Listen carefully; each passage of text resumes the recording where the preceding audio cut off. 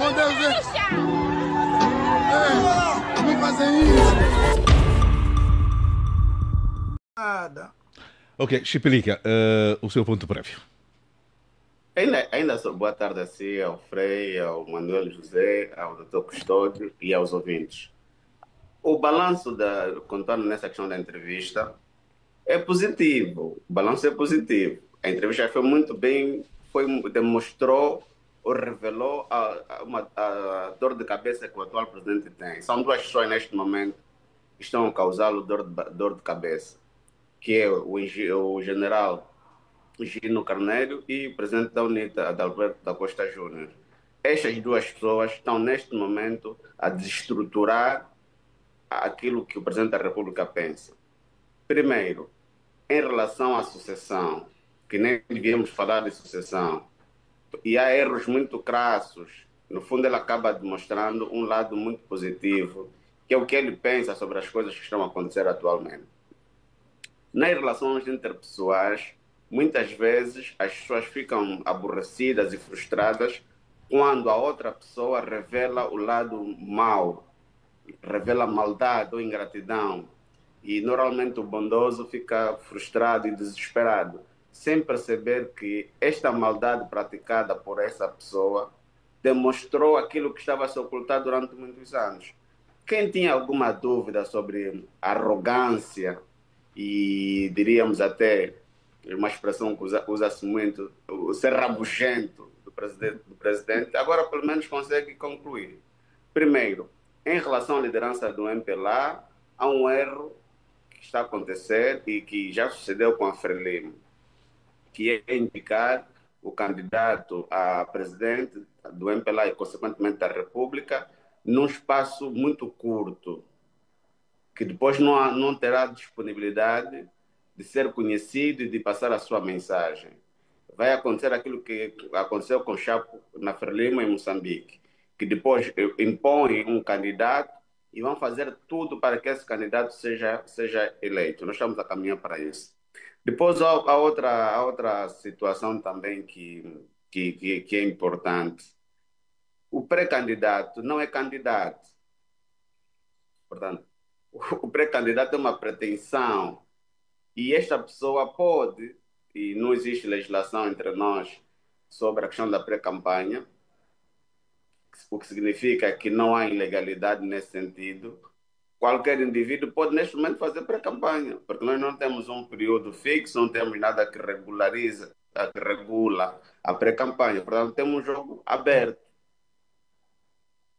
E, mesmo a nível do próprio estatuto do MPLA, não há questão da pré-campanha.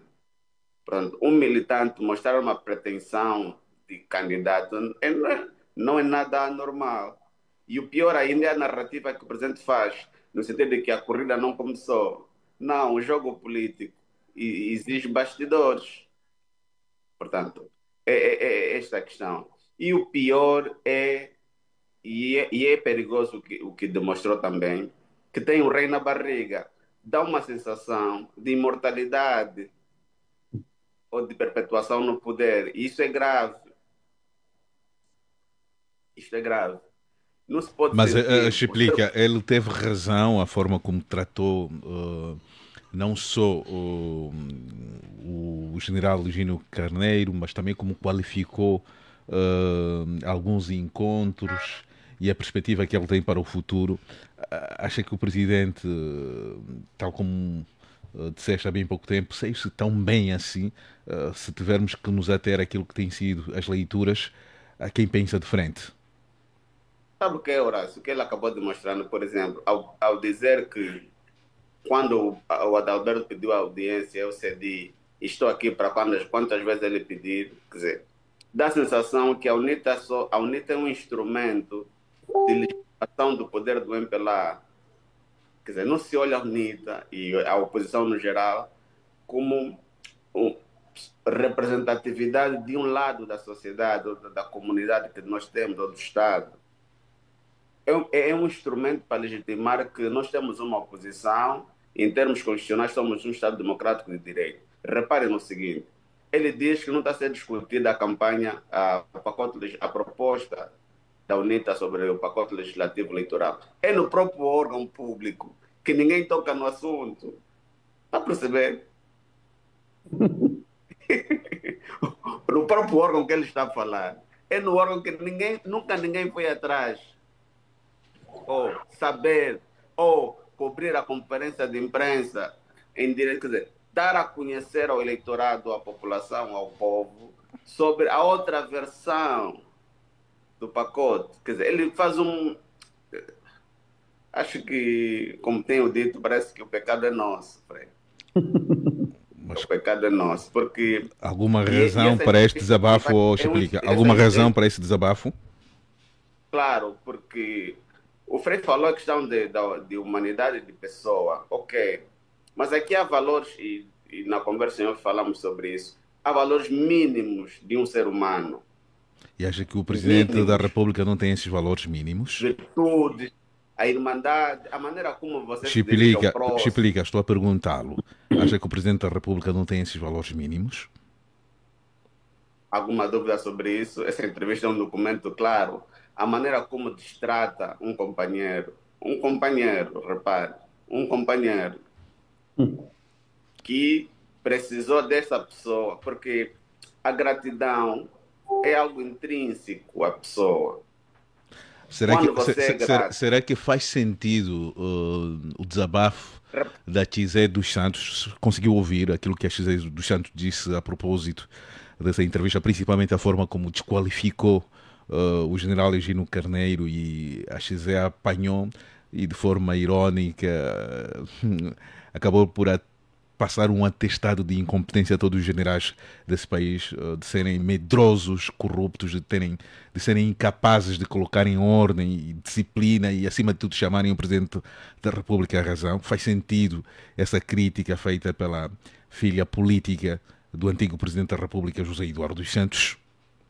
Sim, faz sentido porque, reparem, o Presidente João Lourenço precisou do general Egino Carneiro para os bons ofícios. No sentido de trazer José Eduardo dos Santos a Angola. Precisou dele. Em nenhum momento o desqualificou naquelas circunstâncias. Ponto. Segundo, e há valores humanos que são intrínsecos às pessoas. A gratidão, a irmandade, portanto, o amor. Nós podemos discordar, mas há o mínimo ético que deve resultar das nossas conversas.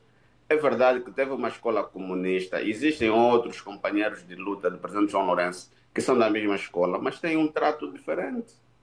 Okay. Até a própria Constituição diz que a elegibilidade do Presidente da República, dentre várias situações, é a capacidade física e mental. Muito obrigado. Pronto, tem que ser alguém. Muito obrigado. Eu queria perguntar, tanto faz o Chipilica como o Dr. Custódio, como sendo advogados, queria perguntar sobre esses encontros que o Presidente vai mantendo sem publicidade com os presidentes dos tribunais.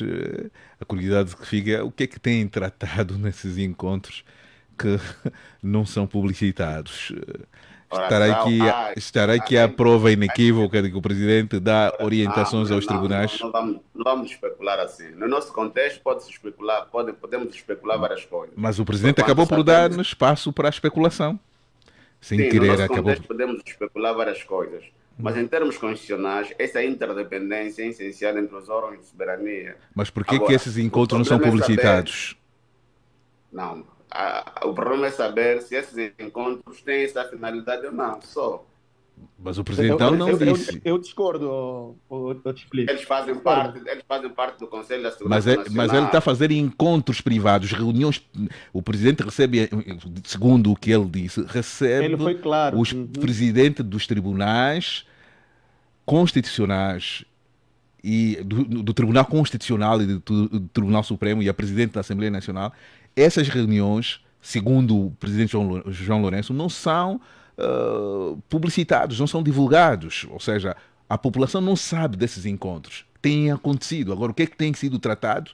Como não saem a público, não sabemos. E agora abre um campo para especulação. Esse é o vosso trabalho, Horácio. Mas aqui não é só o papel dos jornalistas.